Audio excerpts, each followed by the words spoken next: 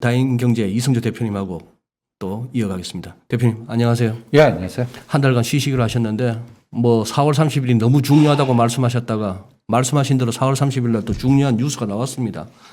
일부에서 우리 박종훈 대표께서 이렇게 설명을 해 주셨는데 한번 대표님께서 보시는 이번 삼성 관련한 여기에서 뭐만 우리가 딱 캐치하면 될까요? 일단 저 평면적 사고를 버려야 될 것 같아요. 평면적 사고. 그러니까 2차원으로 보는 거. 그게 왜 중요하냐면 저는 삼성그룹의 그 거버넌스를 볼 때는요. 네. 때에 따라 달라지고 그러니까 이런 그림으로 제가 하나 표현할게요. 이 까만 선이 거버넌스입니다. 네. 그러면 요 각각의 삼성그룹 주가들이 요걸 거버넌스를 태양이라고 하면 그 태양계를 도는 위성의 종목이라고 생각하시고 예. 이 끈이 막 변동할 때 따라 어떤 건 올라가고 어떤 건 떨어지고 하면서 그래서 어렵다는 거 아닙니까? 투자자들 예. 입장에서는. 그래서 삼성생명 공유지분에서 이번에 유언장 안 나오고 딱 하면서 호텔신라 우선 무조건 매도. 매도? 예. 우리가 그런 전략 8만 원짜리가 15만 원까지 갔었거든요. 그전에는. 네. 그다음 지금 9만 원까지 급락을 해요. 예. 이게 왜 그렇게 되는지가 이렇게 추적하면서 이해가 되셔야 돼요. 그러면 오늘 제가 딱 나온 거 보고 분할하는 거 보고 딱 느낌이 이제 간단해요. 아, 삼성 바이오로직스 사야겠다. 사야겠다. 삼성 화재 사야겠다. 음. 그다음에 삼성물산은 건드리면 안 되겠다. 왜요? 그리고 삼성전자도 건드리면 안 되겠다. 물산하고 전자는 왜요? 그거는 이제 중심이고 방어용으로 거기에서는 어떤 해석이냐면 홍라의 여사가 이번에 포기를 하지 않고 삼성생명은 포기하셨어요. 네. 그리고 법정 지분으로 하지 않고 자기들끼리 이제 뭐 6분의 3, 6분의 그리고 이부진 씨를 더 줬어요. 네, 그것도 네. 그것도 굉장히 중요한 그 포인트인 것 같아요. 6분의 3 이재용 회장. 예, 반 50%를. 그다음에 남은 그 6분의 3 중에서 6분의 2가 이부진. 그러면 이서영 그 이사장 화딱지 날 거 아니에요. 왜 나는 자꾸 해줘?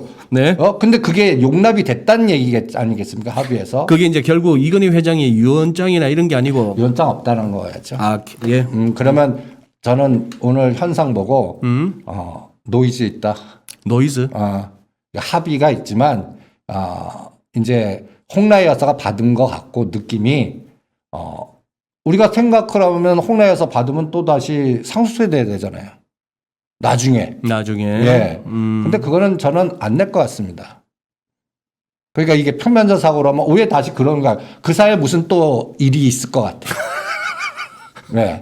그게 키포인트인 것 같아요. 어떤 일이 있다는 말씀입니까? 그러니까 그 홍라의 여사 갖고 있는 지분이 이거 해결되기 전에 그 캐스팅 보트 역할을 들고 있는 거지. 예. 내가 이제 다시 상속되는 이 상황까지는 끌고 가지 않겠다라는 하나의 의지고 그 다음에 홍라의 여사가 삼성물산도 받고 삼성전자도 받은 게 나는 핵심인 것 같고 삼성생명은 니네들끼리 나눠가죠. 포기한. 요게 핵심인 것 같아요.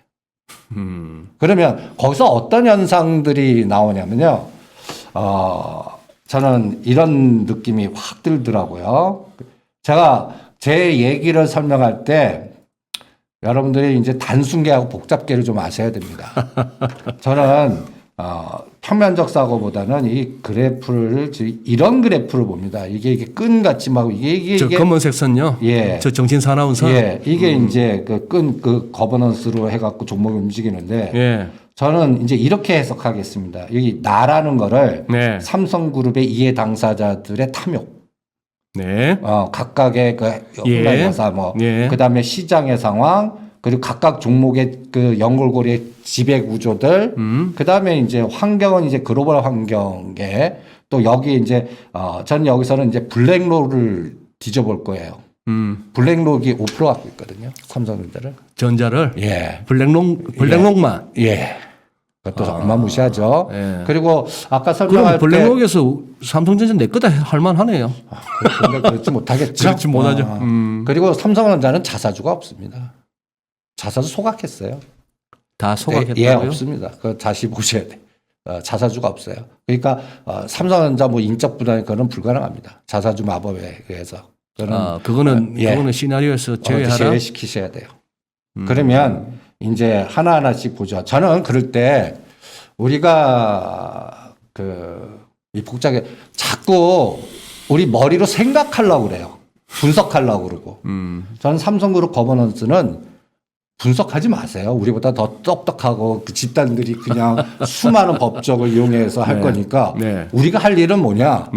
그래서 숟가락 얹어갖고 어떤 게 올라가고 어떤 게 떨어지냐. 그래서 거기에 편승해서 나는 어떤 종목을 요 타이밍에 집중해서 그 차이만큼 먹고 어떤 거는 이거는 시간이 오래 걸릴 것 같아 털고 나오고 하는 반응의 대응 전략이 더 중요하지. 그것 때문에 지금 대표님이 3주째 저희 주간 전망대에 시달리고 계시고 우리 시청자분들도 이 늦은 밤에 함께 하고 계시고. 그래서 저는 그 재료가 나온 다음에 이 반응한 패턴들을 한번 보시죠. 좋습니다. 여기 보시면 호텔신라 우가 8만 원짜리가 15만 원까지 갔다가 다시 원위치합니다. 왜 그렇죠? 이게 이제 그 이부진 씨하고 이재용 씨의 갈등 구조를 노려서 뭔가 나올 거다 그 기대감에서 한진칼을 기대한 거죠. 한진칼. 근데 그게 없어요. 그러면 그냥 우선주는 확 그냥 간 거고 마탱이가 그러면서 구주로 갑니다. 호텔 신라 구주로요. 구주로? 구주로 왜 에너지가 갈 건가 한번 고민을 해 보시고요. 저는 그러니까 패턴을 반응하자는 얘기예요. 그 다음에 삼성 바이오로직스가 빠지다가 딱 멈춰요. 잠깐만요, 대표님. 우선주는 알아들었는데, 근데 호텔 신라로는 왜 달려듭니까 지금?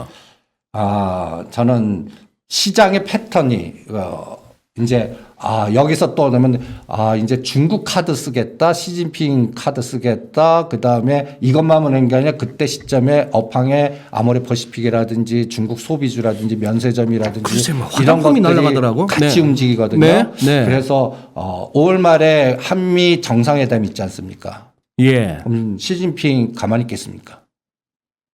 그 전에 뭔가 할지 7월 달에 일본 그 올림픽 하기 전에 뭘 할지 여기서 뭔가 카드가 나올 거고 나는 장하성 중국 대사가 좀 바빠지시겠다라든지 그쪽 연결고리의 에너지들이 상당히 친중파들이 바빠지겠다라는 해서 그리고 호텔 신라가 이제 이부진 씨가 궁극적으로는 지배 구조로 갖고 와야 되지 않겠습니까? 그럼 호텔 신라의 대주주가 삼성생명입니다.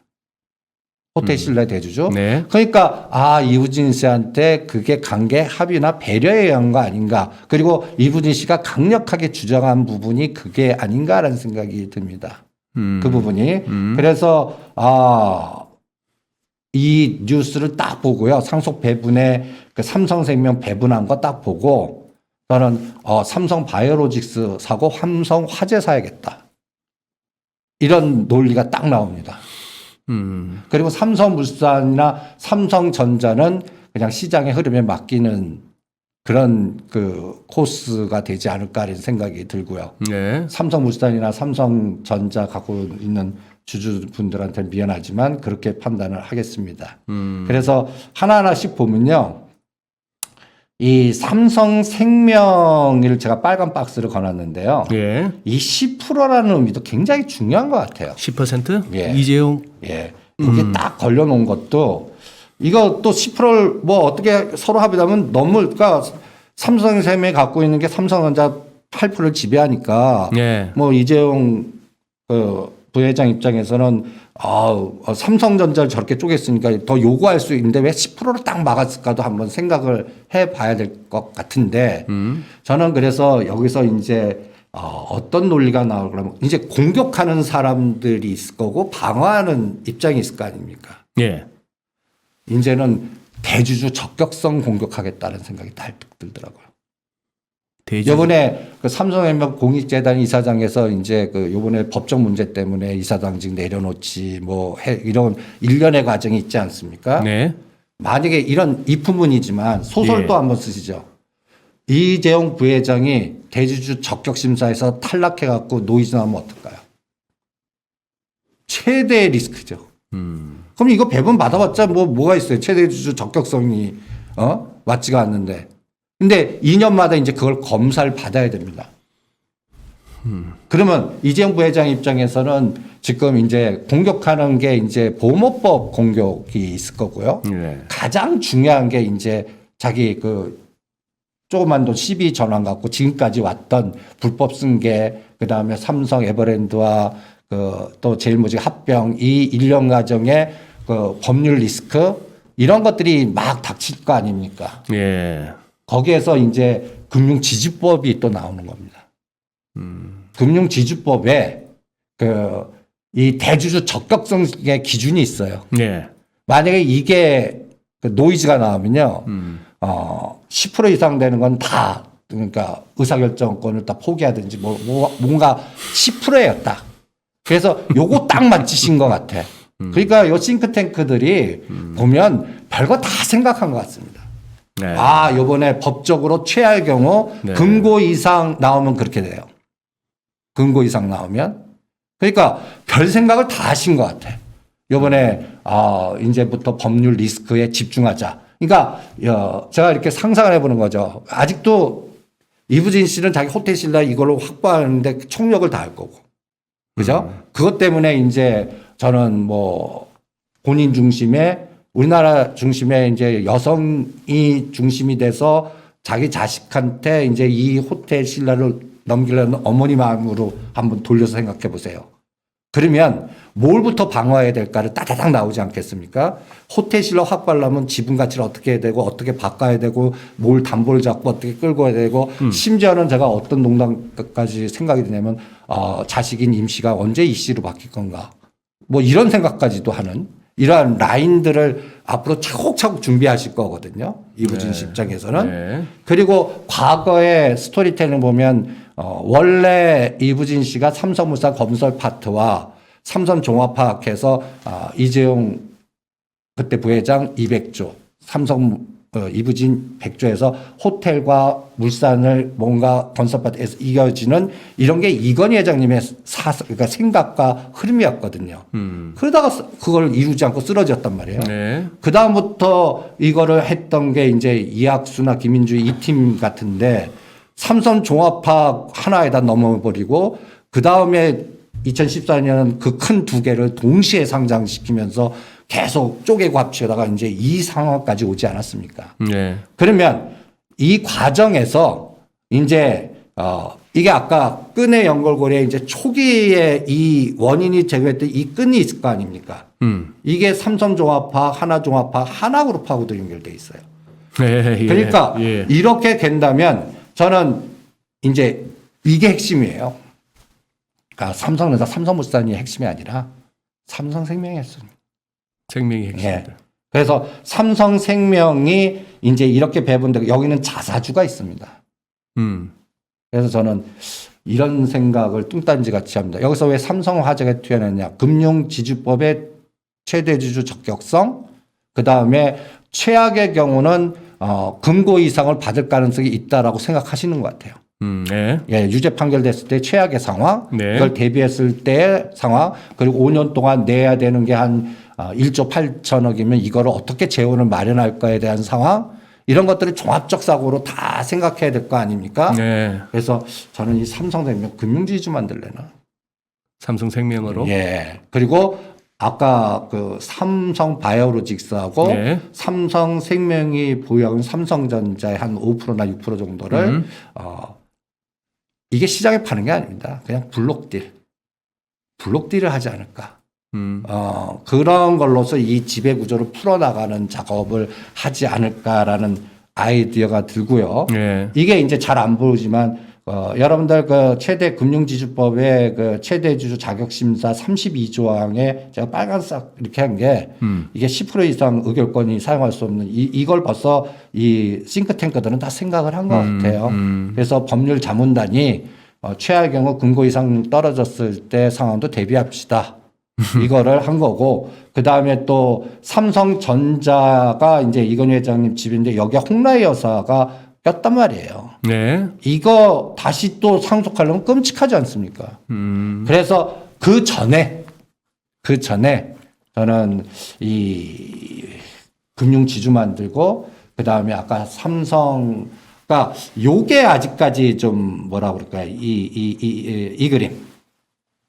삼성생명이 이제 삼성전자 요 지배하는 게 일정 부분. 예. 그리고 삼성물산이 43% 있고 삼성전자가 31% 삼성바이오로직스를 갖고 있습니다. 네. 어느 거 끊을지는 솔직히 모르겠어요. 지금 일각적으로는 삼성물산이 갖고 있는 거 끊겠다는 생각이 들지만 요거에 따라 또 달라지는 것 같아요. 요 삼성전자 갖고 있는 삼바를 끊으면 이게 또 다른 스타일. 삼성바이오에 빚을 상장시켜서 또 다른 그림을 또 만들 수 있을 것 같거든요. 그래서 이것도 그래서 끈이론이에요. 어떻게 갈지를 모르니까. 그래서 진행하는 과정이 대충 이게 1년 후가 될 것 같아요. 일단 급한 불은 다 껐습니다. 예. 그러면 삼성그룹 주가는 이제부터는 삼성 바이오플스 IPO 얘기가 살살살살 이제 언론에서 뿌려주는 그런 역할을 하는 게 나오나 볼 거고요. 네. 그 다음에 삼성 바이오로직스 가치 높이기와 그 다음에 이제 삼성생명이 중심이 아닙니까? 삼성생명이.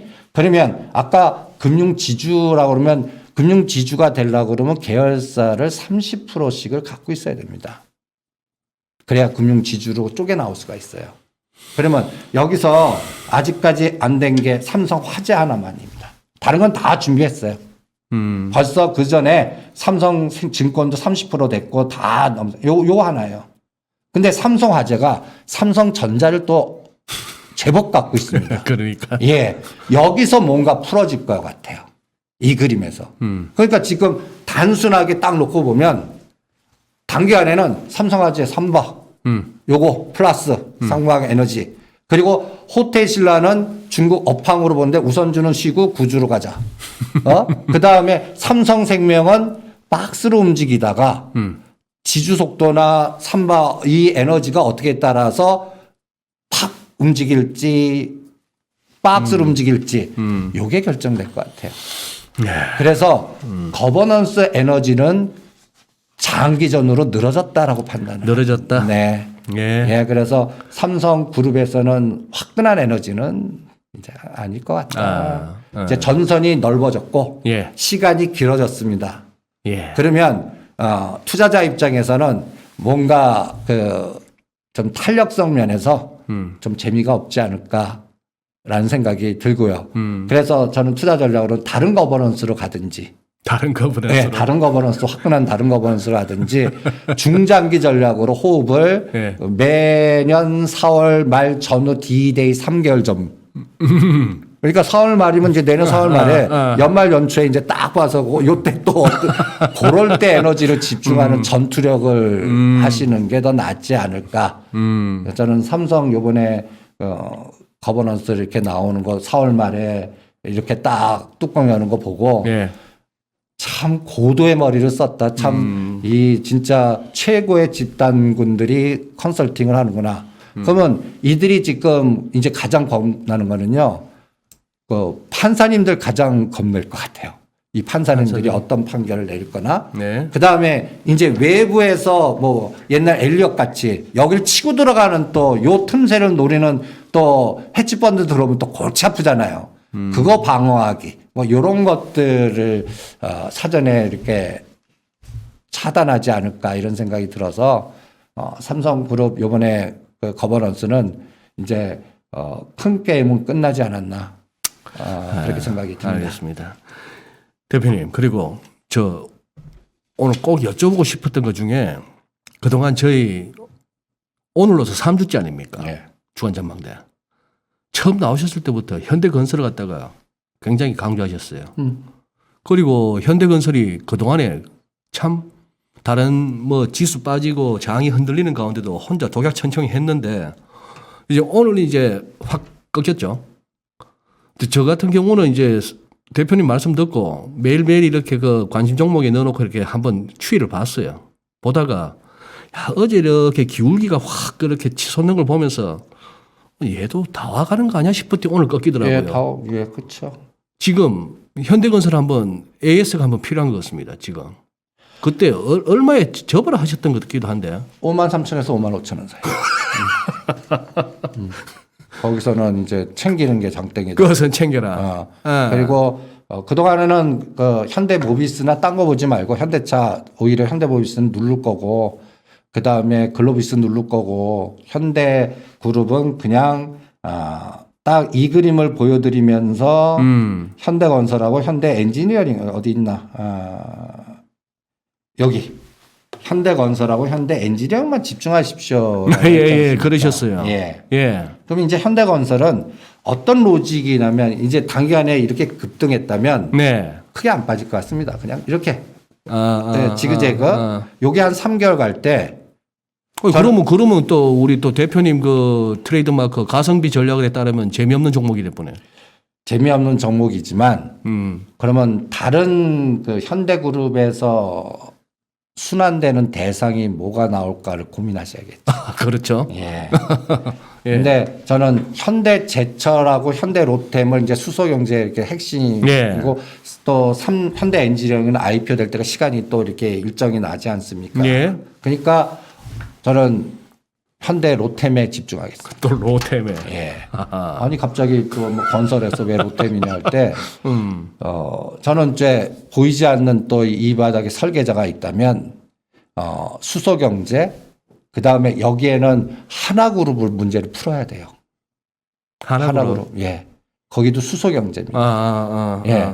그리고 하나그룹의 그 삼성 종합하고 하는 옵션 조항을 얘도 1년 안에 풀어야 돼요. 그러니까 그 시간 동안에 이제 현대차 그룹은 보스턴 다이내믹스 상장 그 스케줄하고 이제 진짜 한전부지 열심히 짓는데 총력을 다하겠죠. 예. 그러면 여기서 아이디어가 하나 있어요. 왜 현대 로템이냐는 개념이 나와야 돼요. 이거는 제가 생각엔 점핑을 2번 한 것 같습니다. 로템이? 예. 일반적 사고로 평면을 보면 왜 이렇게 연결되는지가 이해가 안 되실 거예요. 네. 그런데 이거는 이제 위에서도 보고 옆에서도 보고 뒤집어도 보고 해서 글로벌적 시각으로 봐야 된다는 생각이 듭니다. 네. 여기서 제가 그런 사고를 생각한 거는 이게 좀 뚱딴지 같은 사고일 수 있을지 모르겠지만 갑자기 이 중국의 1대1로 이게 철도와 중국의 1대 이걸로 점핑하겠습니다. 너무 점핑이 하니까 죄송한데 진짜 스펙타클 하십니다. 예. 예. 이게 이제 한번 들어보세요. 네. 네. 지금 한미 정상회담에서 이제 정부는 이 그림이 여러분들 핵심 아니겠습니까? 이 어디냐 쿼드 플러스. 이거. 예. 우리로 들어와. 예. 아직 안 들어가죠. 예. 우리는 예. 그러면서 이 보아 포럼에서 약간 친중 발언을 하셨죠. 네. 그러니까 이제 5월 말에 상당히 이제 뭔가 불안불안하지 않습니까? 한미 정상회담이. 예. 그러니까 지금 장 나쁘게 보면서 뭐 공매도라든지 여기에서 뭐 반도체 소티지 뭐 해갖고 장을 조종으로 본다고요. 저는 그거 큰 착각이라고 생각해요. 아, 그래요? 예. 그 보이지 않는 그 파생 설계라면요. 저는 공매도하고 5월 말까지 차익거래 매수로 미리 이게 작년 12월 달에 이미 저는 구조화됐던 것 같아요. 제가 이 시간 통해서 작년 12월 때 파생판이 이상하다. 삼성전자 갖고 계신 분들 잘못하면 개미무덤 됐던 거 파시고 딴 거 가시죠. 그때 네. 건설 건재자 이런 것들이 수상합니다라는 게 패턴 분석하니까 그 샘플링에서 데이터가 이상한 것들이 막 나오거든요. 네. 이게 이제 시장을 보는 아까 얘기한 대로 2,000개를 딱 패턴 딱 보니까 마이너스 에너지로 하는 것보다 상승 에너지가 건설, 건자재, 철강, 뭐 시멘트 뭐 이런 것들만 막 나오니까 이게 왜 그럴까라는 걸 뒤져봐야 될 거 아닙니까? 예. 이게 다 저는 미중 간의 갈등 구조에서의 플러스 마이너스의 마이너스 쪽은 삼성전자였고 그 외국인들이 계속 우리한테는 빅데이터 주면서 뭐 반도체 슈퍼레인이라고 우리 일반 투자자한테는 막 사게 만드는 시장을 만드는 것 같고 제 생각에는 실제 게임은 엉뚱한 데서 하는 것 같고 그래서 그 전략의 큰 구도에 미중 간의 갈등 구조에서 이 해답을 찾았거든요. 아까 1대1로라는 게 뭡니까? 두 가지가 있어요. 육상으로 하는 철도 1대1로 해상으로 하는 해상 1대1로. 네. 그러면 이 해상 1대1로가 다 뭡니까? 여기 다시 그림을 이제 다시 가보죠. 중국의 가장 큰 목표는 미국이 막아내는 걸 뚫어주는 부동항이에요. 네, 네. 예, 그래서 요게 이제 이렇게 저 점선 따라가는 게 목걸이 같다고 그래서 이게 진주 목걸이 전략으로 네. 이름을 붙였습니다. 그다음에 이제 미국은 쿼드라니까 다이아몬드 전략. 그래서 진주 목걸이와 다이아몬드의 충돌이라고 뭐 이렇게 언론인들은 그렇게 많이 표현하는 분도 계시는데 예. 여기서 여기를 한번 잘 보시기 바랍니다. 요게 말라카야 해협입니다. 예, 말레이시아 그쪽에. 예. 네. 여기 그 딱 싱가포르 앞에 지나가는 예, 거기. 여기가 좁아요. 여기 막아놓으면 상당히 중국 입장에서는 이게 여기서 LNG를 이렇게 갖고 카타르나 이런 데 가갖고 다시 하고 물건 이렇게 왔다 갔다 해야 되거든요. 네. 여기 여기 딱 막으면 숨통이 팍 막혀요. 군사적으로 해양 프로젝트의 어떤 싱크탱크라면. 네. 그래서 여기가 미얀마 군부 쿠데타가 나오지 않았나 이런 여기가 이제 여기에 연결해서 랑군에다가 여기다가 지면 바로 일로 갈 수 있거든요. 그리고 여기에 뭐가 있냐면 이 카타르 여기에 이제 미얀마 네. 여기 보시면 여기에 말라카이 해협 네. 미얀마가 여기거든요. 이렇게 해서 부동화 그리고 여기에는 미리 중국이 큰 그림으로 있는 카타르 프로젝트가 있습니다. 이겁니다. 카타르 이게 오자다.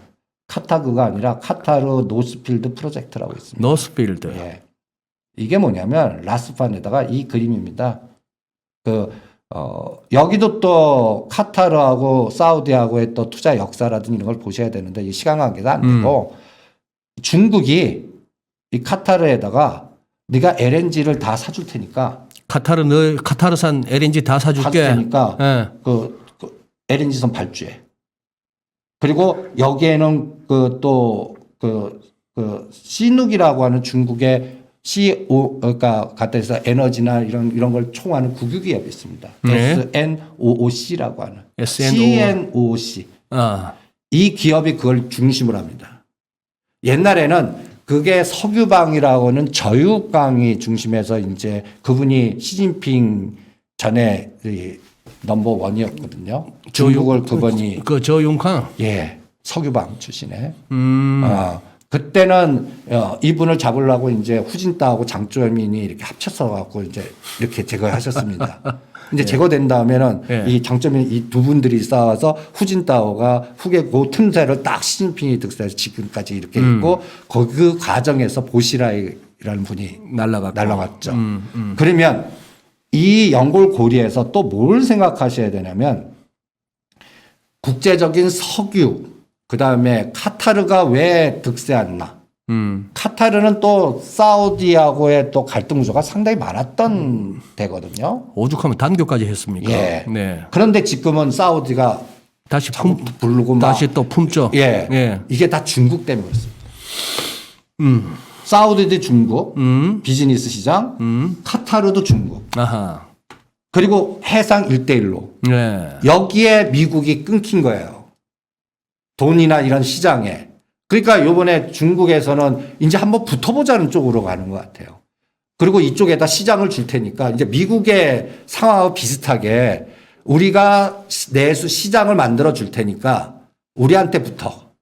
이런 배열 관계가 지금 상당히 중요하게 움직이는데 거기에 여러분 이게 보면 뭐예요? 상품 에너지가 있는 거예요. 예. 그러면 석유, 예. 천연가스, 네. 중국의 국유기업, 예. 이와 연결된 그 섹터들이 뭡니까? 조선, 철강, 해양, 이런 물류, 이런 것들 아닙니까? 네. 작년 12월부터 지금까지 장은 지수로만 접근하다 보면 이게 안 보이는 거예요. 그냥 딱 이런 변수가 들어왔을 때 딱 해보면은 이런 종목들이 다 KCC 어마무시하겠죠. 그 다음에 철강주 보십시오. 허름입니다. 심지어 그 무거운 포스코가 이런 에너지를 줬는데 포스코는 저리 가라요. 근데 요새 최근에는 뭐가 튀어 올라갑니까? 대우조선해양이라든지 현대미포 이런 에너지가 그냥 생기는 것 같지는 않습니다. 이런 것들이 그냥 업황이니 뭐니 이런 것보다 다시 하면 전체적인 에너지에서 국제적인 변수 그다음에 내부적인 변수, 중국의 에너지 변수 이런 걸 종합하다 보니까 플러스 나는 쪽이 건설, 건자재, 철강, 시멘트, 페인트 이런 에너지들이 그냥 나온 것 같지가 않거든요. 그러면 거기에서 우리나라 거버넌스가 같이 치고 들어온 거예요. 우리가 전에 처음 작년 10월 달에 ESG 갑질 얘기하면서 참 엄청난 갑질이다 이런 얘기 했지 않았습니까? 네, 네. 그래서 이게 지배구조나 일감 몰아주기해서 이거 큰일 났네. 심지어는 그 정부가 그 뭐 하나 잘못하고 대주주를 감옥 보낼 수 있는 그런 점수 매길 수 있는 이런 상황이 될 수 있겠네라는 걸 얘기하지 않았습니까? 이런 현상들이니까 그다음부터 이런 거버넌스나 기업들이 왜 쪼개고 합치고라든지 문적 분할, 무적 분할하고 왜 이런 난리를 치는지를 고민해 보면 이 거버넌스 시장을 미리 준비하고 있는 거 아닌가라는 생각이 듭니다. 이거는 법률, 그러니까 이제 아까 다시 삼성을 하면 삼성그룹은 로비 엄청나게 할 거예요. 그 보호법. 그러니까 이거 하지 못하게 정치적 로비할 거고. 네. 그게 최악이 됐을 때는 다른 그림까지도 준비하면서 전개될 때 그래서 홍라희 여사가 중간에 아직까지 캐스팅 보트를 들고 있는 것 같고 이거 풀어내는 카드는 이재용 부회장이 어떻게 되나 법률 거기에서 결판이 날 것 같고 그리고 이분지 씨도 여기서 합의한 부분은 삼성생명을 오빠는 50% 줬지만 자기는 그래도 많이 받아놓고 이게 삼성생명 확보하면 호텔 신라를 확보할 수가 있거든요. 네. 그래서 우선주 게임이 이렇게 사그러진 거고 이런 현상이 나옵니다. 그러면 이런 에너지가 더 갈 수 있다면 저는 유가한테 물어보고 싶어요. 유가에. 예. 유가가 어떻게 전망하세요? 지금 뭐 WTI 기준으로 뭐 64, 65 그 근무항에서 지금 계속 이렇게 횡보하면서 다음을 노리는데 아니 뭐 진행하는 사람이 뭐 얘기를 하면 다들 싫어들 하십니다만 그래도 저는 오늘 예. 이런 생각이 들었더라고요, 대표님. 예. 이틀 전만 해도 예. 코스피 3200 안착 분위기였어요. 예. 다들 시황이. 예. 예. 그리고 환율은 1110원 딱 깨지면서 이제 달러 약세 이제 본격화. 그리고 뭐 1100이나 그 밑으로 뭐 이런 식으로 이제 가는데 이틀 사이에 분위기 싹 바뀌었거든요. 이틀 사이에 분위기 싹 바뀌었고 그다음에 FMC도 있었고 그런 상황에서 저 어떻게 하든 뭐 기준금리는 안 올릴 것 같이 이제 연준은 얘기를 하는데 연준 입장에서 제일 입장 난처해지는 게 이러다 진짜 인플레이션 오는 거거든요. 그런데 이 와중에 뭐 곡물 시장도 무슨 뭐 늘 그럴 때마다 나오는 무슨 작황이 어떻고 뭐 가뭄이 어떻고 해서 걔도 뛰는 데다가 지금 뭐 구리 갖고 난리 안 칩니까? 톤당 10,000불 살짝 넘으려고 그러고 기름값 익하다가 뭐 70불 80불 갈까봐 그래 가면은 진짜 이거 뭐 파월이 말했던 디인플레이션 2% 뭐 딱 고정돼 있어 이 소리도 이제 흔들리니까 저는 오히려 달러가 여서 살 돌 것 같아요 위로 지금 뭐 경제 성장률을 보나 지표 나오는 거 보면은 유럽 쪽이 무슨 미국 보고 아직까지 큰 소리 칠 입장 못 되고 그런 상황이 되면서 요 지금 하시던 말씀 끝나고 나면 이제 딱 이제 공매도 재개와 더불어서 5월이 시작되고 해서 그 이제 이 대표님 이제 시황을 이제 듣고 싶었던 겁니다. 네. 저는 그 생각하게끔 만든 어떠한 설계가 있었던 것 같아요. 설계가. 예. 지금 우리가 똑똑한 사람들이 네. 이렇게 생각해라. 그거 참 무서운 말씀입니다. 예. 예. 예. 그렇게 해서 딱 요렇게 맞춰주고 그거를 하는 삼성전자 해갖고 공격하고 겁나지 하면서 털어. 뭐 이런 상황을 만들고 있는 에너지가 지금 딱 전개되고 있는 것 같습니다. 그런데 예. 저는 반대로 해석합니다. 삼성전자 많이 갈 것 같아요. 삼성전자가. 예. 염터뚝딱지 같은 이상한 소리. 지난주까지만 해도 안 그러셨는데 네. 가다 놓을 거라고 하셨잖아요. 가다 놓을 거라고 봤는데 이번에 그 파생 시장에서 제가 이 비교하는 기준이 있습니다. 제가 12월 달에는 삼성전자 하지 말라고 그랬어요. 아, 예. 네. 그냥 여러분들 보세요. 이 외국인이 딱 반난 매도를 바꾼 첫날부터 지금까지 9조를 때렸습니다. 삼성전자만. 여기 수치만 보시죠. 구조를 때렸다. 예. 그리고 연기금이 7조를 때렸고 네. 우리 개인 투자자들이 20조를 사주셨습니다. 삼성전자만. 예, 삼성전자만. 예. 이 20조가 요 기간 동안에 총 시장 한 47조의 반 가까이 됩니다. 삼성전자 하나만. 어마무시하게 삼성전자 사랑하셨죠. 우리 개인들. 예. 그럴 때 이 사이에 외국인은 현물에서 11조 때리고 무려 연기금은 20조를 때렸습니다. 그러면 어떤 면에서는 연기금 포트 비워놓은 거예요. 연기금은 뭐 다 비웠네요. 예, 저쯤 20조. 되면. 그러니까 요새 뭔가 조건 바꿔갖고 뭐 한다는 것도 계속 때리잖아요. 네. 나는 공매도 재개부터 살 것 같아요. 공매도 재개한다. 연기금이 산다. 예, 어떤 한번 그거 한번 시나리오 한번 짜줄 테니까 한번 보시고요. 나 이렇게 하고 있어. 이제 확 이슈 보고 나 역할 제대로 하지 하면서 시장에다 보여주는 역할을 하는지 한번 소설 같지만 한번 보시고요. 야, 이거 진짜 우리 이승조 대표님만이 생각하시고 말씀하실 만한 그거 쨍하게 오네요. 그거 하나. 우리 이제 그동안 연기금 없었죠. 욕 엄청 했는데 이제 여러분들이 원하는 연기금 역할을 하고 있죠가 딱 서네. 찬바람 날 때까지요.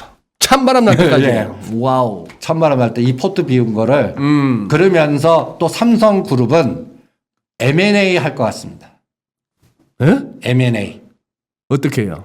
뭔가 이제 이슈를 딱 지금 보면 예. 상속세 내려면 배당금 많이 줘야 되잖아요. 예, 예. 예. 그럼 주가를 여가격대에서 배당금 주는 거랑 뭐 8만 원 깨고 7만 전자 때 배당금 주는 거랑 9만 원, 10만 원대 배당금 주는 거랑 느낌이 어떨까? 에너지하고. 그때 그걸 담보가치 잡아갖고 뭐 차량을 반도체나 좀 문제가 되는 거를 외국에서 M&A 딱 해주면 마치 그때 분위기는 현대차 애플카였고 여러분들 눈에 그 콩깍지 씌워갖고 와 달라붙게끔 만들지 않을까요? 벌써 보이지 않게 그런 설계가 벌써 6개월 후의 설계를 한번 하는지 또 보시고요.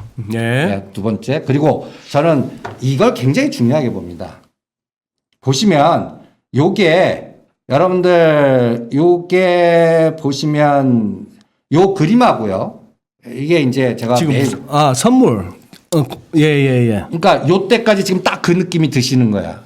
요게 이제 3,200 뚫을 것 같고 이제 삼성전자 막 올라가줘서 요거 딱 치고 나가면 지수도 신고점 뛰고 뭔가 요 그림이 싹 요렇게 바뀌니까 이제 싸한 거예요. 제일 왼쪽이 보자. 삼성전자. 이게 제일 왼쪽이 삼성전자. 예. 가운데가 종합주가 코스피 지수. 오른쪽 선물 지수. 오른쪽은 6월물 선물 지수. 제일 왼쪽이 잠깐만요. 멀어서 잘 안 보이노. 제일 왼쪽이 선물이에요? 예, 선물. 제일 오른쪽이 삼성전자죠. 전자. 네네네. 삼성전자는 이 3월 9일, 2월 1일 2,920과 2,960 수준하고 비슷하다고요. 예. 그러면 종합주가 지수는 지금 200포인트 오른 상태예요. 그러니까 딴 놈이 200포인트는 뭐가 올렸을까라는 걸 또 고민해요. 그렇게 때렸는데 이 200포인트는 뭐 갖고 올렸지? 뭐로 올렸죠? 그게 철강, 포스코, 통신, 여러분들 그 건자재, 건설 이런 것들이 이걸 메꾼 겁니다. 경기 민감주. 예. 네. 그러면 이제 우리 이 공격하는 대상일 때는 그러니까 헤지펀드에서는 그 이벤트를 하면 사람의 심리를 공포로 만들 때 최적의 역으로 삼성전자 7만 전자 살짝 보이게 해보세요. 싸하죠. 싸죠. 예. 그게 매수의 최적기입니다. 오히려 매수의 최적기. 예, 최적기고 그때 놀래갖고 이제 지치고 9만 전자에서 사신 분들 뭐 한 분들 털지 마십시오. 그 작년에 12월 달에 그거 하지 마셔서 딴 거 하셨어야 돼요. 이제 와서 이제 삼성전자를 이제 공품이다 팔고 공매도 다음에 이게 급락합니다.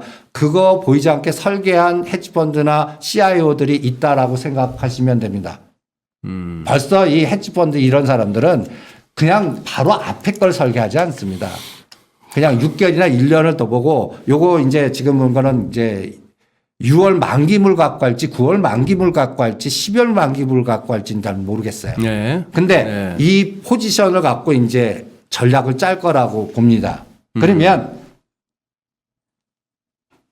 제가 이렇게 그려봤어요. 두 가지 시나리오. 삼성전자를 잠깐 칠자 보이게 하는 거예요. 네. 그럼 투매를 유도하겠죠. 네. 그리고 공매도 하고 와 공포하고 그러면 진짜 이장 하락이야. 또 우리가 항상 그 각인시키는 세린 메일을 또 떠들기 시작할 겁니다. 올해는 팔고 떠나라. 예, 거봐 맞잖아. 떠나라. 나는 그게 최적의 금년도에 또 기회를 주는 것 같아. 벌써 4월 말쯤 가까이 오니까 여기저기서 세린메이 가지고 뭐 말들을 만들어내는 게 예. 그리고 요때 DB하이텍이라든지 차량용 반도체 연골고리에 이런 것들을 사겠습니다. 왜 그러냐면 우리가 지금 그 일본 불매운동 불화수소 할 때 일본이 공격할 때 예. 예. 그때는 충격하지만 실제 시장은 어떻게 됐어요? 저는 일본 정부가 최악의 실수한 게 그거 같아요. 그 불화수소 공격하고 뭐 약간 그래서 우리나라가 갑자기 그걸 키우면서 일본 지배력을 벗어나서 독자적인 라인 나오고 그러니까 세계 1등부터 20등 기업의 시가총액 보면 일본 기업이 안 보여요. 이제 벌써 구군이 그만큼 우리나라 기업이 보입니다. 네. 그러니까 어떤 생각이 드냐면 미국이나 중국이나 우리 이제 무시 못합니다. 이제 우리가 옛날에 약하면 샌드위치 껴갖고 여기 눈치 보고 저기 눈치 보고 이렇게 해야 되는데 이제 어떤 생각이 드냐면 미국의 바이든 정부가 뭐 쿼드 이렇게 하지만 저는 아까 얘기한 중동하고 대만을 먼저 건드리고 그 틈새 전선에 우리는 살짝 빠져나온 것 같아요. 살짝. 우리는 빠져나와 있다. 우리나라는 그 틈새 숨통이 튄 것 같아요. 그래서 여기서 현 정부나 싱크탱크들이 이때를 이용해서 뭔가 풀어보자는 총력을 대선 때까지 집중할 거고 그게 철도나 북방 갖고 또 가스 이런 또 우리나라의 주력 산업들 있잖아요. 반도체, 네. 자동차가 안 되면 네. 우리나라는 건설, 건자재, 그다음에 해양 플랜트, LNG 갖다 해서 포스코, 현대중공업, 대우조선해양, 삼성물산도 여기 들어갑니다. 삼성물산. 삼성물산이 카타르 1조 8천억 수주. 이것도 하나의 저는 징후 같거든요. 네. 이런 빅데이터를 보면 여러분들이 어떤 개념을 알 수가 있냐면 5월달 공포를 만든다. 만들지만 그 살짝 이제 여기 보시면 벌써 이 꼭지증 가격대가 언제입니까? 제가 여러분들한테 4월 7일부터 이상합니다 했지 않습니까? 지금 저 차트를 설명을 했습니다. 무슨 차트죠? 이게 그 삼성전자 차트입니다. 전자. 예. 네. 그러니까 네. 3월 9일과 3월 23일 날 쌍바닥을 치고 네. 이때 2,900 공포 막 떨었는데 오히려 깎으로 지지해주고 네. 86,000원까지 올렸던 때입니다. 네. 이게 4월 7일이에요. 4월 7일 날 미국 시장 날아가는데 우리는 이렇게 삼성전자를 이렇게 죽여버리지 않습니까? 네. 그리고 직전 저점도 공격하려고 그래요. 네. 이게 벌써 디자인 된 것 같습니다. 5월달 공매도 그 거점을 한 달 전에. 그래서 계속 누른 거예요. 네. 그래서 이제 5월 3일 딱 시작했어요. 예. 저는 이 빨간색으로 삼성전자 매수 선물 매도 포지션의 차익 거래 에너지가 어마무시하게 들어올 거라고. 포트가 비어져 있으니까. 외국인도 비어놨고. 연기금도 비워놨어요. 그럼 연기금을 볼 때 여러분들 연기금이라고 보지 마십시오. 연기금 등입니다. 그럼 우정사업본부는 차익 그러면 어떤 매매하냐? 삼성전자 매수 선물 매도, 삼성전자 매수 선물 매도, 삼성전자 매수 선물 매도. 이게 순수하게 네이키드 연기금 같이 보이게끔 만든 것 같아요. 그래놓고 올려놓고 그걸 6월물하고 합성할지 9월물 갖고 합성할지는 모르겠어요. 네. 이게 저는 폭탄 제조 한다라고 보는데 그 폭탄이 바로 터지는 게 아니라 월물과 이동해서 그러니까 9월물이라면 벌써 4, 5개월 디자인하는 거 아니겠습니까? 그런 네. 상황까지도 생각해 보시라는 얘기예요. 그러니까 지금 삼성전자 제가 제일 그 개미 심지어는 이런 말까지 했습니까? 개미 무덤 만들고 하지 마십시오 했다면 제가 이제 삼성전자 할 때 됐네요. 이제 할 때 된 것 같습니다. 그래서 이제는 차익 매수라는 단어를 머릿속에 둬주시기 바랍니다. 그냥 네이키드 매수가 아닙니다. 차익 매수. 선물은 팔면서. 네. 선물을 팔면서 합성을 한 3개월 할 것 같아요. 그 포지션을 키울 것 같아요. 그래서 그동안에 공매도를 금지시키면서 차익 매매 사이즈가 어떤 때 많아봤자 3천억이고 네. 뭐 어떤 때는 1,000억도 안 돼요. 예. 그게 이런 배가 뜨겠습니까? 그냥 진입판에 그냥 다 처박혀 있는 거죠. 그런데 이제 차익 매수가 거의 5천억 조단이 들어와 보세요. 배가 뜹니다. 시가총액 배가 떠요.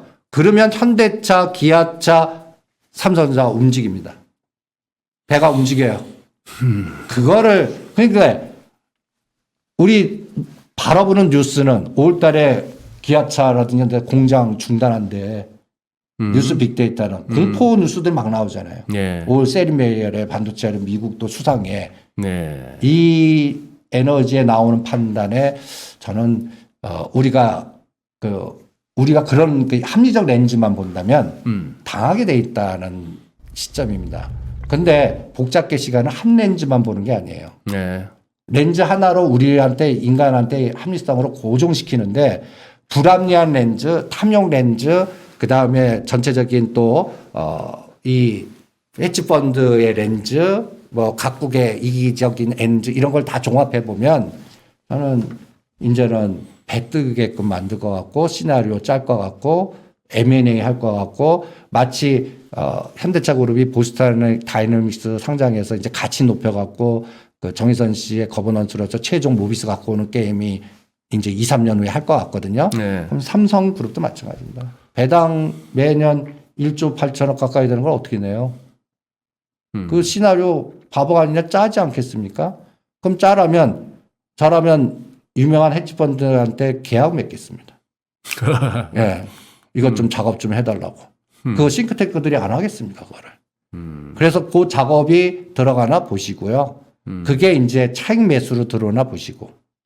그런 감각을 보면 저는 오히려 지금 뭐 약간 좀 자동차, 현대차, 기아차.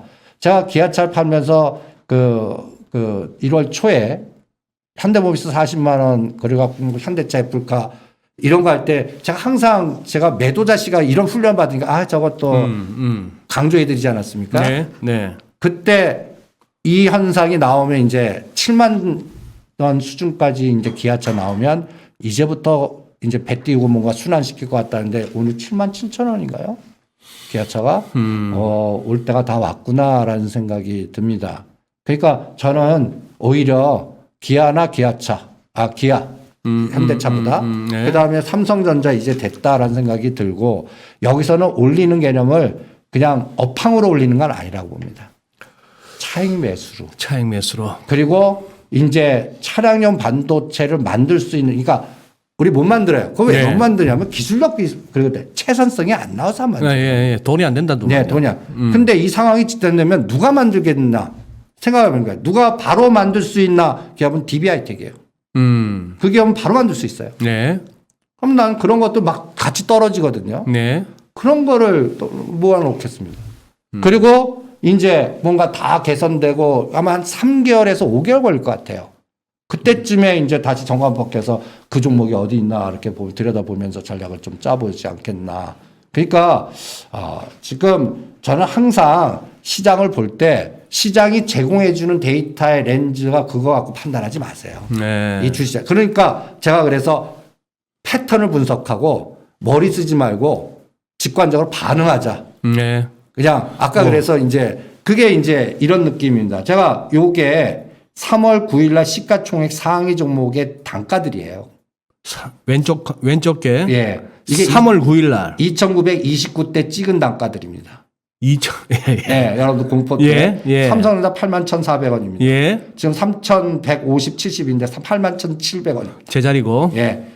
SK하이닉스는 이제 12자도 봐요. 요게 네. 하루 오늘 거 뺐습니다. 29일입니다. 네. 그러니까 13만 6천 원, 12만 원대입니다. 살짝 네, 밀렸고. 맞아요. 그러면 여기서 빠지지 않고 오른 거 골라 하면 포스코, 그 다음에 텔레콤, SK텔레콤, 네. 그리고 포스코 케미칼 그 또 화장품 이런 것들이고 예. 제가 왜 요 포스코와 현대모비스는 상징적 의미로 비교해 보라는 얘기입니다.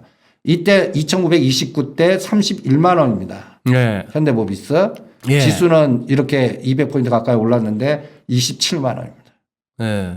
이게 그냥 나온 게 아니라고 보거든요. 한쪽 누르고 거버넌스로 벌써 공매도에 숏을 벌써 이미 작업이 다 돼 있습니다. 그러면은 대표님 이제 조금 이제 정리를 해야 될 것 같은데 네. 지금 제가 지금 제대로 듣고 있었나요? 공매도 너무 겁내지 말합니까? 예. 그러면 뭘 겁내지 말하면 그 사이에 많이 빠진 시가창위 종목들 많이 빠진 것들은 겁내지 마라. 겁내지 마라. 오히려 이제 그 쇼커버링이나 스위칭이 될 거다. 그러면 조금 급하다 싶을 만큼 좀 올랐던 그러니까 현대건설 조심하고 현대가 KCC 건설 이제 그런 걸 이제 조심해요. 조심하고 예. 화장품은요. 화장품은 저는 중립입니다. 중립. 예. 시진핑 때문에요. 시진핑이 이제 중국 정상회담이면 또 우리가 전에 한번 이 데이터를 보여드렸나? 예. 그 또 말 전에 또 중요한 또 세계적인 행사가 하나 있습니다.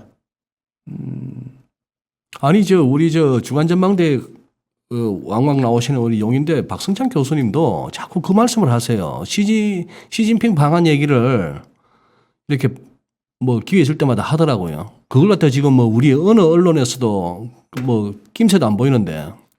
저는 친중파들이 움직일 거라고 봅니다. 아, 이게 저는 부산 가덕도 이 시나리오도요. 네. 어떤 분은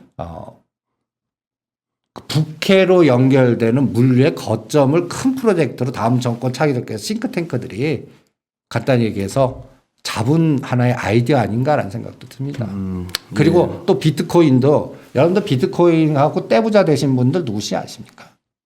이건 또 묘하게 현 정부의 좀 파워맨들이 비트코인 대표님 그 정도로 하시죠. 예. 어느 정도 공공연한 비밀이니까. 네. 그러면 저는 이 녹색 미래 정상회의 전 이게 친중 색깔이거든요.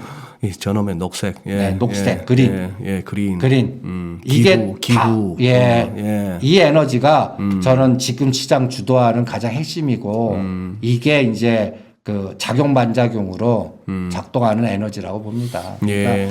요 부분은 그래서 지금 5월 달에 지금 공매도 재개되고 뭐 여러 가지 상황인데 벌써 그 시나리오가 작년 12월에서 1월 달에 구조화될 것 같고 이제 본격 시작이 아닙니까? 네. 그러면 그동안 이제 그 백워드에서 돼 갖고 이제 차익 거래가 안 되고 이 문제가 됐던 부분이 네. 이제 오히려 이제부터 풀립니다라는 거죠. 그러니까 같은 것도 앞면만 보면 공포인데 뒷면 보면 이제 그동안 눌렀던 것들이 에너지가 순환되고 그동안 급등했던 것들은 이제 누르는 게임들이 나올 거다.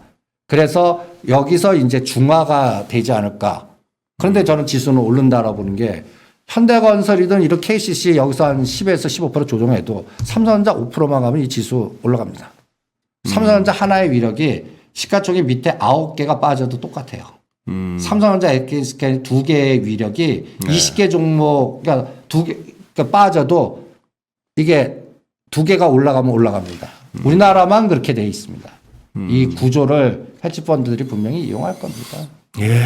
결국 누가 그러더니만요. 경제학 처음에 무슨 한계 효용 이론 뭐부터 해가 수요 공급의 법칙 이렇게 시작하다가 최고봉은 정치 경제학이라더만요. 저는 정치 경제학이라는 또 중요하고요. 네. 저는 주류 경제학이나 이런 걸 다 던져버려라 그래요. 주류 경제학 다 던져버려라. 예, 그냥 거기로 판단하면 요새 시장이 이해가 안 됩니다. 아, 그것도 이해 안 됩니다. 예, 그러니까 그냥 내려놓자고요. 내려놓자. 예, 지금 우리가 배운 거 갖고 보지 마시고 네. 그냥 느끼십시오. 느끼라. 느껴갖고 패턴 분석한 다음에 네. 반응하시죠. 어떤 게 딱 하면 생각하지 마시고 저는 요새 펀드 운영의 기본 철학이 어떤 이슈가 딱 들어오죠. 올라가는 종목 싫어. 떨어지는 거 버려. 의외로 머리 쓰고 쓴가 보다 수익률이 좋습니다. 그런 것 같아요. 그렇게 패턴 반응 전략으로 가시지. 왜냐하면 이러한 주류 경제학에 이렇게 패턴으로 해서 제가 오죽하면 연준이 금리 쓸데없는 얘기 우리 매매 엮이게 하는 거니까 심지어는 금리 얘기하고 10년짜리 얘기할 때 내가 그런 거 실전 투자라는 거 버려 포기. 그렇게 얘기까지 신경도 하거든요. 안 씁니다. 예. 예. 그러니까 그러면 이런 부분도 여러분들 실전에서는 이 돈 가진 자들의 생각으로 전략화시키지. 그 사람들은 어떻게 구조화시켜서 이걸 먹는 게임을 어떻게 할까? 이걸 생각을 할 거거든요. 맞습니다. 예. 예. 그거를 체크해 보십시오. 저희 이 프로그램도 궁극적으로는 뭐 그런 어떤 추구하는 바가 그거지만 이렇게 해서 시장이요. 주가나 금리나 환율이 어떻게 될까요를 어떻게 한번 전망해 보자고 하는 짓이지만 사실은 그게 다 부질없는 게 이게 무슨 뭐 공영방송 뭐 한 10분 15분 인터뷰 해갖고 거기서 답이 나오고 그 사람 얘기대로 뭐 시장이 간다면 이게 세상이 너무 쉬운 거죠. 예, 저는 그런, 그래서 저는 그런 거 분석하는 그래서 어쩌라고 항상 그래서 어쩌라고 그러면 대답을 안 해줘요. 그러니까. 그래서 에이, 그냥 이 종목 할래 이렇게. 예. 그래서 지금은 거시 변수보다 종목을 집중하시는 게 지수 단위 어디까지 빠질 겁니까? 쓸데없는 걱정 같습니다. 네. 그냥 에너지가 살아있는 쪽 섹터가 뭐냐. 예. 이런 거를 찾아내시는 게 그리고 너무 큰 거는 조심하고 이제 좀 싸진 것들 그런 거 찾아내는 게 그러면은 일단은 어느 정도 이 뭐 대부분의 지금 우리 국내에서 여러 유튜브에서 이제 공매도 관련한 그 컨텐츠들을 보다 보면은 그렇게 두려워하지 마라 하는 정도의 컨센서스를 만들어졌는데 우리 대표님께서도 그쪽에 이제 힘을 실어 주셨고 딱 하나 마지막으로 마무리하면서 우리 지금 요새 중국 시장이나 미국 시장하고 우리 시장 따로 놀거든요. 예. 이 5월 달에도 계속 따로 논다고 보십니까? 5월 달에는 저는 중국 커플링은 좀 가지 않을까. 중국 쪽하고는 커플링으로 갈것 간다. 같고요. 미국하고는 상관없다. 미국은 그들만 읽고요. 그들만이 리그다. 예, 우리가 착각하는 게 있어요. 미국은 그들만 읽습니다. 예? 네. 그 대신 테슬라만 망가지지 않으면 돼요. 테슬라만 망가지. 테슬라만 망가지지 않으면 되고요. 네. 그 다음에는 의외로 여러분들이 북방 얘기를 많이 들으실 겁니다. 북방. 예. 우리나라가 갑자기 북한에다가 철도 놔주고 뭐하고 이상한 얘기들을 많이 듣지 않을까라는 생각을 합니다. 5월부터요? 5월부터 내년 선거까지. 내년 선거까지. 예.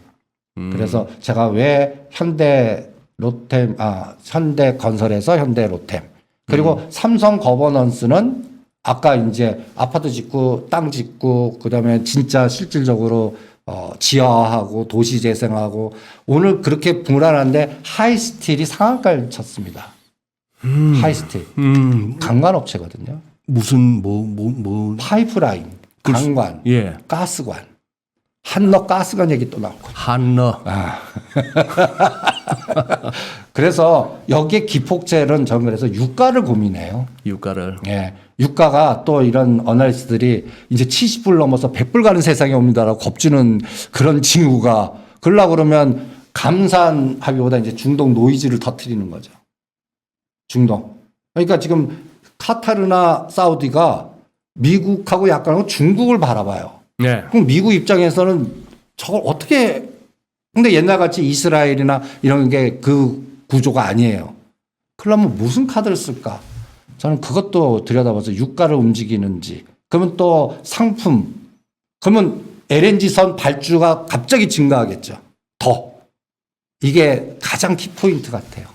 그래서 한너가스관, 유가, 북방 그리고 아까 얘기한 중국의 1대1로를 육로만 보지 말고 해양. 그럼 육로도 그냥 중국 내부로만 보지 말고 저 베트남 동남아로 쟤네들이 야욕을 하는지 심지어는 또 다음 정도 한중 해저 터널 뚫어갖고 부산까지 연결해서 여기서부터 배 타고 또 블라디보스토크가는 물류를 만들어서 북극해 끌고 와서 옛날 무슨 유라시아 이스티브 해갖고 뭐 또 이러한 또 그래서 미국이 주도하는 유통 물류를 중국 주도로 바꾸는지 이런 걸 생각하다 보면 거기에 주도주들이 다다닥 나오거든요. 그런 거 그러니까 이거는 좀 너무 큰 그림입니다. 그래서 아까 뭐 준비하신 차트 보니까 뭐 중동 관련한 차트가 몇 개 있었는데 야 결국 이 65불, 67불 뭐 브렌트유 기준 여기서 지금 약간 깔딱깔딱거리면서 못 가는 걸 뭐 수급이나 오펙 회의 이런 걸로 풀 수 없으니 결국은 한따까리 한다. 그렇게 보시는구나. 만약에 그 상황이 우리가 이승조 대표님이 그때 주간 전망대 나오시 이 얘기 하셨지를 갖다 기억할 만한 시간 내에 발생한다면은 우리 이제 대표님을 보고 뭐 소설가라고 안 하고 그냥 청기누설가라고 말씀드리겠습니다. 아, 그러죠. 저는 이 주식은 저는 이 복잡계 시각이 복잡계 드라마 작가 시각이에요. 예, 드라마 그러니까 예. 그 어떤 그 상황에 따라서 이렇게 그러니까 벗어나면 안 돼요. 네. 그러니까 이게 변동에 따라서 계속 추적하는 그 빅데이터 감각으로 드라마 작가 사고로 봐야지 이거를 관점을 한 렌즈로만 자꾸 보시지 마십시오. 알겠습니다. 예. 오늘 뭐 이렇게 정리를 해보니까 그렇습니다. 뭐 한 2주 연속 걸쳐서 우리 대표님께서는 뭐 3주 전부터 이 가버넌스 문제를 지배구조 문제를 갖다 언급해 오셨는데 이제 뭐 오늘 삼성에서 내용까지도 나왔으니까 이제 일단락을 해야 되겠습니다만 보니까 그렇습니다. 이게 오늘까지 나온 결과만으로 앞으로 이러이러한 시나리오가 예상됩니다라고 하나가 확정이 안 되네요. 그렇죠. 계속 이거는 끊어야 계속 이거는 유동적일 수밖에 없고 그런 상황이고 또 오늘 대표님께서 또 우리 시청자분들에게 주신 뭐 지금도 우리 많은 시청자분들이 이 종목은 어떻게 보시나요? 저 종목은 어떻게 보시나요? 하는데 거기에 대해서 일일이 단편적으로 말씀하시는 거는 대표님도 부담스럽고 그건 또 어떻게 보면 시장에 대해서 우리가 너무 쉽게 덤비는 거고요. 시장은 아무도 모르는 겁니다. 근데 이 늦은 밤에 이렇게 얘기를 이 시도를 하는데도 함께 해주신 분들한테 우리 이승조 대표님이 던지시는 메시지는 그거 같습니다. TV에 보이는 대로, 신문에 보이는 대로, 리포트에 보이는 대로 그대로 받아들이지 말고 계속 다르게 자꾸 생각을 생각을 보고, 이렇게도 위로도 보고 보고 저렇게도 아래도 해보고. 보고 뒤집어도 보고 막 이런 훈련 하시고요. 2차원적으로 하지 마라. 예, 그냥 다중으로 해라. 다중으로 해라. 예, 그다음에 이제 거버넌스는 계속될 겁니다. 네. 거버넌스. 그러면 알겠습니다. 다른 거버넌스로 할 것 같아요. 뭐 네. 대림산업 거버넌스라든지 네. 5월 1일부터 출범하는 LX 그룹의 거버넌스라든지 이런 거버넌스로 계속 추적하시다 보면요 시장 대비 초과 수익률이 에너지가 나오지 않나 뭐 이렇게 생각이 듭니다. 뭐 리포터가 됐건 전망이 됐건 제가 제 친구가 내 돈 벌라고 해주겠나를 한번 생각해 보면 될 것 같아요.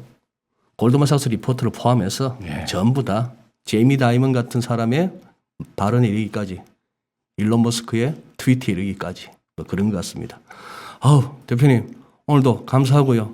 이번에는 정말 좀 쉬셔도 될 것 같습니다. 예, 이제 한 달 진짜 쉬겠습니다. 그러면 거버넌스 때문에 네. 또 이슈마다 이렇게 터트리니까 어쩔 수 없이 이제 나왔는데 네. 저도 건강 상태가 좀 별로 좋은 목이 좀 그러니까 네. 5월 말 정도에 그동안 한 달 정도 보면 이제 전체적인 윤곽의 그림이 나오지 않을까라는 생각이 듭니다. 그렇습니다. 한 달 예. 후에 다시 한번 보시죠. 그러시죠. 예. 우리 소위 말하는 쌍봉이냐 아니면 결국 여기서 기간 조정 끝내고 결국 한번 시세를 한번 내느냐. 의외로 5월이 상당히 재밌는 그게 되겠습니다. 그렇죠. 롱숏의 중앙. 그래서 종목을 접근해라. 알겠습니다.